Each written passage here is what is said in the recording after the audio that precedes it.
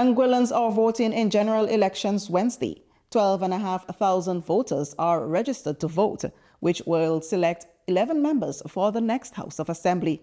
The polls will be the fourth in the British Overseas Territories within 4 months after elections were held in Montserrat, Turks and Caicos Islands, and Bermuda.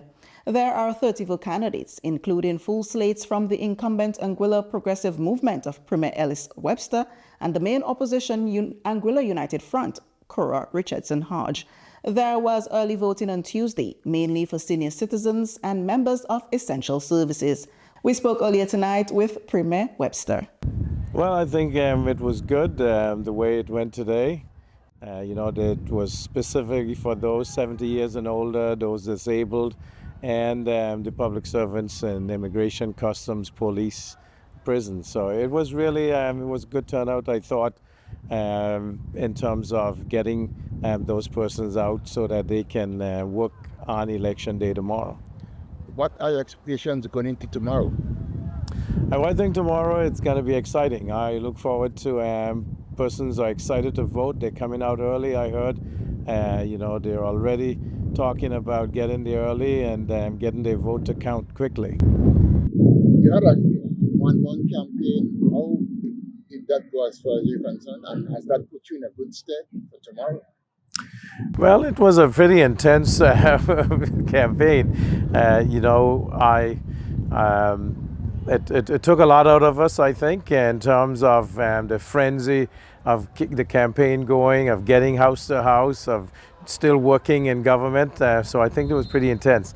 But I think we're in good stead. When you talk to the people are excited. They like the record that we have, the projects that were done, the social programs that we initiated, and I think that they want to go out and re-elect us. That's the feeling I get. Why should the people of Anguilla re-elect the APA? As I said, when we came in, the country was in a bad state. We had COVID-19, which had shut down our tourism industry. We were able to get the country open back up in a phased manner, safely, to protect lives and livelihoods. We are able to stabilize the finances of the country. Certainly, we had to bring in the goods and service tax, which I think some people were not happy with at the time.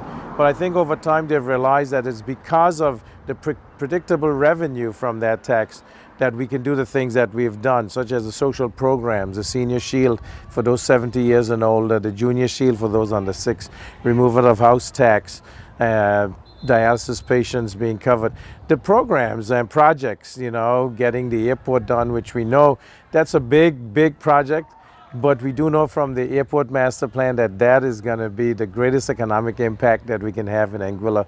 And that's what I look forward to, is to put us on a sustainable path so that if there is a natural disaster, if there is a pandemic, that we know we can sustain ourselves, that we can pay our public servants, that we can keep industries going and the economy going, and we don't have to worry about running to the UK each time something happens.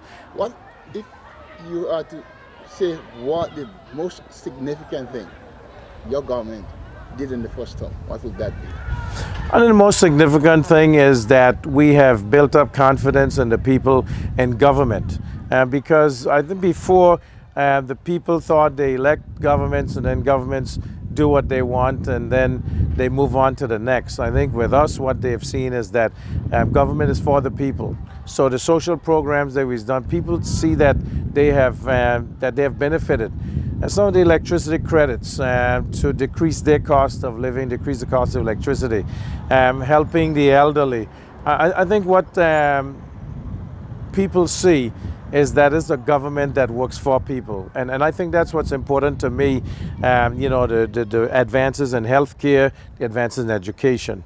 And those are what matter, because in the long run, we want to build up our people, and that's what we have done. Going forward, the next 5 years, what can they look forward to if you're elected?